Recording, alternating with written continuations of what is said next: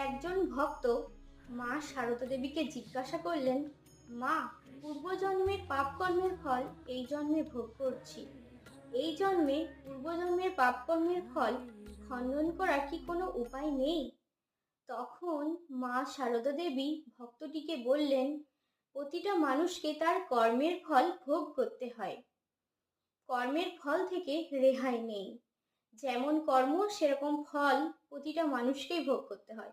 তবে একটা উপায় আছে, যদি কোনো মানুষ ভক্তি ভরে ঈশ্বরের সাধনা করে, ভক্তি ভরে ঈশ্বরকে ডাকে, যদি ঈশ্বরের কৃপা থাকে, তাহলে যেমন কর্মের ফল অল্প খণ্ডন হয়। যেমন কোনো একটি মানুষের একটি পা কেটে যাওয়ার কথা ছিল, কিন্তু সেটি একটি কাঁটা ফুঁকে যাওয়ার মাধ্যমে তাকে সেই কর্মের ফল ভোগ করতে হয়।